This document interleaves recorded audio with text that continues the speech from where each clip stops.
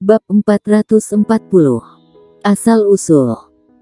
Mendengar 5 kata, menantang langit untuk mengubah takdir, warrior yang teringat gadis cilik di pusaran pusat energi. Baru saja hendak meminta bantuan dari pusaran pusat energi dan gadis kecil itu, tiba-tiba suara gadis kecil itu terdengar di kepalanya, "Kamu tidak perlu memohon padaku, karena aku tidak bisa berbuat apa-apa." Tidak ada sedikit pun energi kehidupan dalam tubuhnya, dan sudah muncul energi kematian. Dengan kemampuan pusaran pusat energi dan aku saat ini, tidak ada cara untuk menyelamatkan hidupnya. Bukankah Clara juga tidak memiliki energi kehidupan? Bukankah kamu mengubah nasibnya untuknya? Kata warrior yang cemas. Dia berada dalam situasi yang berbeda. Dia hanya tidak memiliki energi kehidupan, dan tidak ada energi kematian di tubuhnya, jadi menyelamatkannya adalah melanggar hukum dunia ini. Untuk menyelamatkan orang yang sudah meninggal, pelanggarannya adalah hukum tertinggi surga. Melanggar hukum surga, bahkan master alam suci di dunia ini juga tidak bisa melakukannya. Pusaran pusat energi tidak bisa juga. Suara warrior yang sedikit gila, di hatinya, pusaran pusat energi maha kuasa, bagaimana mungkin pusaran pusat energi tidak mampu melakukannya? Bagaimana mungkin? Aku tidak bisa melakukannya.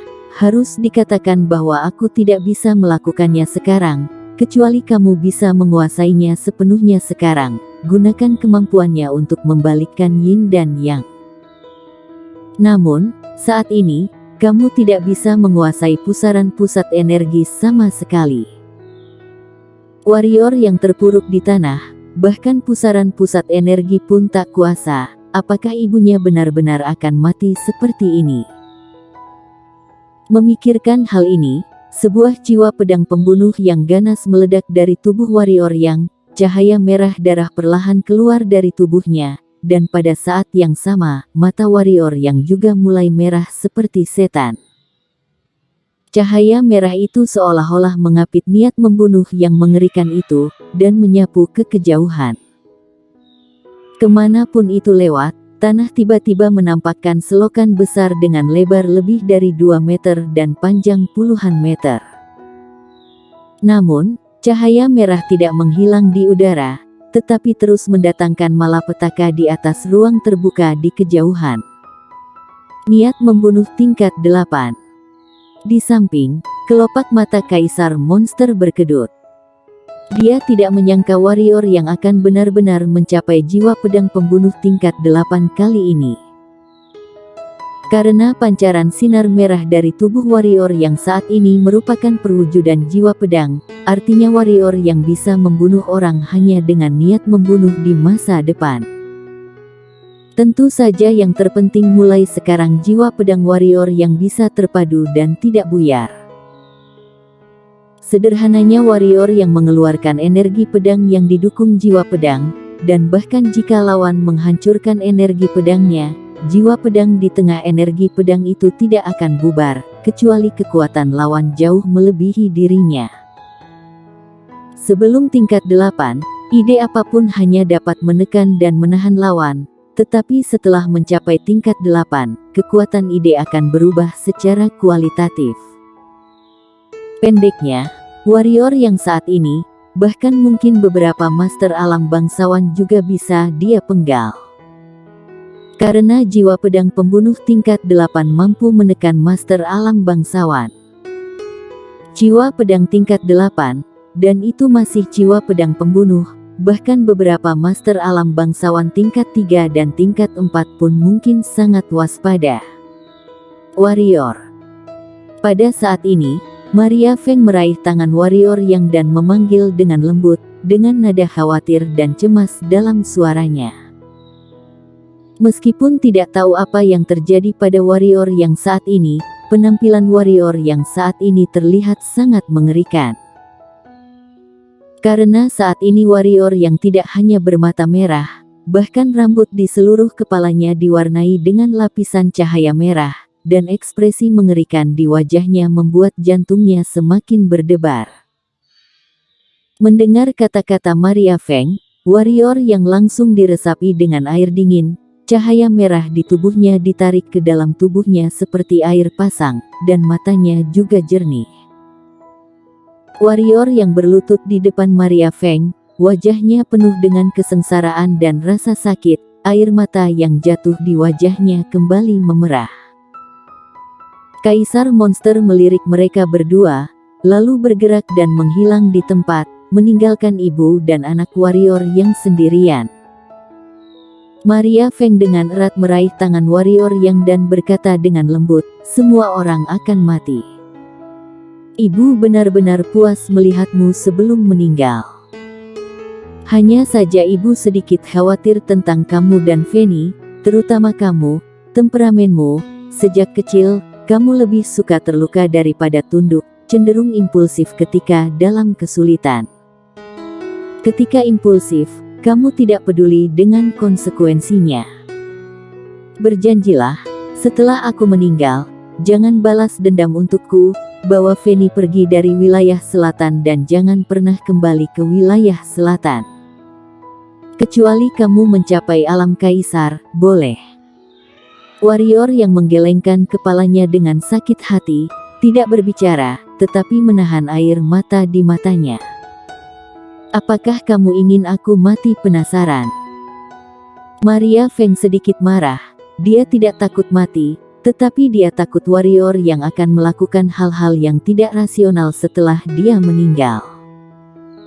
Meskipun warrior yang dibantu oleh Kaisar Monster ini, Istana Bunga adalah sekte.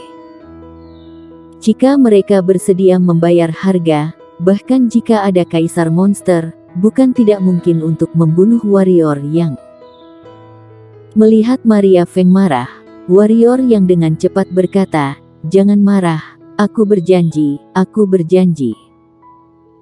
Maria Feng mengangguk puas, lalu merenung, dan berkata, "Warrior, apakah kamu ingin tahu siapa ayahmu?" "Ayah." Warrior yang menggelengkan kepalanya dan hendak mengatakan bahwa dia tidak mau, tetapi Maria Feng berkata langsung, "Dia adalah anak istri muda dari keluarga yang, salah satu dari 4 keluarga besar di Kekaisaran Qin. Aku tahu kamu membencinya, tapi itu tidak perlu lagi. Karena dia mungkin sudah mati." Mendengar kalimat ini, emosi warrior yang tidak berfluktuasi sama sekali di dalam hatinya, karena dia tumbuh dewasa, dan ketika dia masih kecil, setelah dia mengerti masalah, dia tidak akan memikirkan apa yang disebut ayah lagi. Bukan hanya dia, bahkan Fanny tidak akan memikirkannya. Bagi mereka berdua, ibu sudah cukup. Maria Feng tidak bermaksud mengatakan sesuatu tentang tahun itu.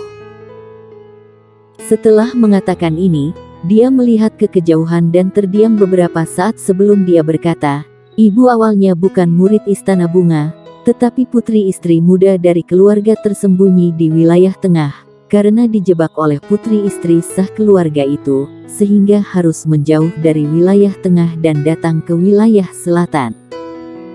Tak disangka, sudah lebih dari 20 tahun. Keluarga tersembunyi. Tidak menyangka ibunya memiliki latar belakang seperti itu." Warrior yang berkata, "Apakah ada orang di keluarga yang ibu khawatirkan?" Maria Feng menggelengkan kepalanya. Dia melirik warrior yang ragu-ragu, dan kemudian berkata, "Saat itu, nenekmu memiliki keinginan untuk memindahkan makam ke aula leluhur keluarga itu, yaitu mendapatkan pengakuan dari keluarga. Sangat disayangkan bahwa keinginannya ini, aku tidak akan pernah bisa memenuhinya untuk dia. Aku akan mewujudkannya atas nama ibu." Warrior yang menundukkan kepalanya, tidak membiarkan Maria Feng melihat wajahnya yang mengerikan, dan berbisik, "Pada saat ini, bagaimana mungkin dia tidak tahu bahwa ibunya sedang memberikan pesan terakhir?"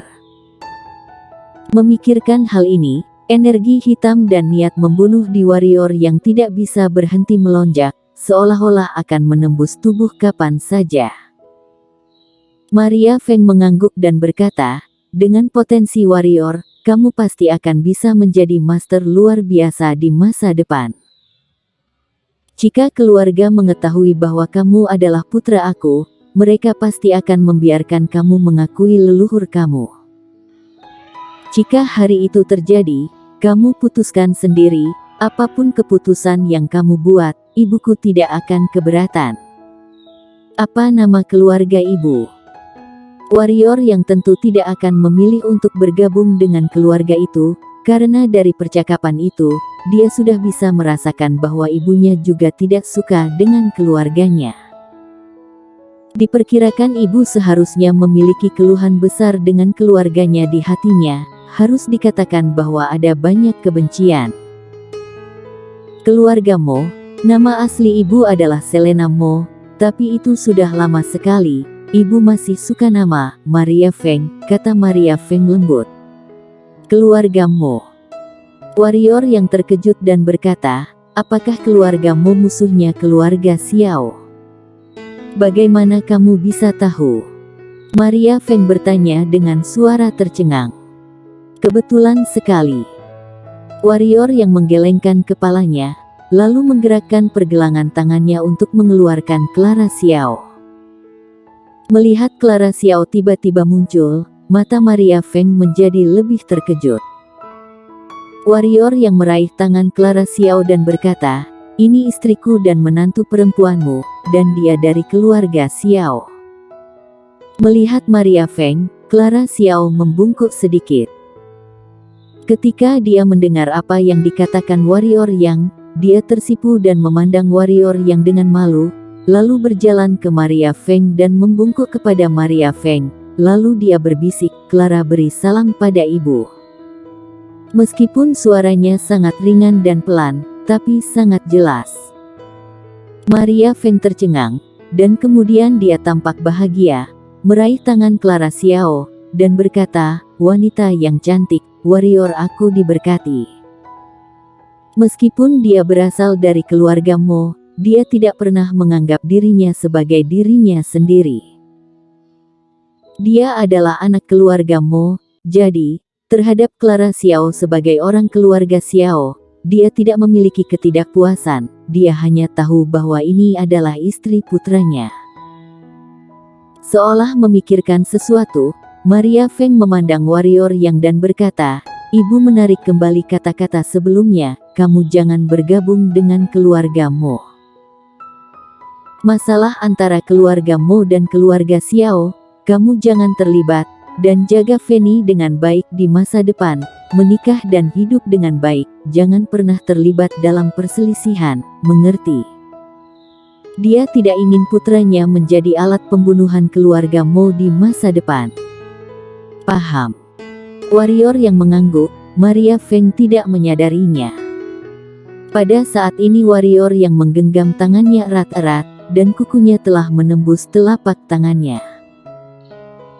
Clara Xiao melirik Warrior Yang, sentuhan tidak tega melintas di matanya, karena ada darah Warrior Yang di telapak tangannya. Dia tahu bahwa saat ini Warrior Yang pasti sangat menderita, tetapi ditekan mati-matian. Clara Xiao menoleh dan melirik Maria Feng, dan dia terkejut. Wajah Christine pucat pasi, dan tidak ada jejak darah. Di alisnya, ada energi kematian hitam bagaikan nyata. Fokus mata juga secara bertahap menghilang pada saat ini. Maria Feng mengangguk puas, lalu menatap Clara Xiao, dan kemudian ke Warrior Yang. Ada banyak nostalgia, penyesalan, dan rasa bersalah di matanya. Perlahan-lahan, tangannya perlahan-lahan terulur ke pipi Warrior Yang, berbicara dengan lembut, Warrior Fanny. Tangan itu perlahan terulur ke pipi Warrior Yang, tetapi ketika tangan itu hendak menyentuh pipi Warrior Yang, itu berhenti, dan jatuh dalam sekejap. Warrior Yang dengan cepat meraih tangannya dan menekan tangannya di pipinya yang berlinang air mata. Clara Xiao hendak mengatakan sesuatu. Tiba-tiba, matanya menyusut tajam, dan pisau di tangannya jatuh ke tanah dengan dentang. Karena tidak ada warna di mata Maria Feng saat ini, dan Maria Feng tidak bernafas saat ini. Bersambung.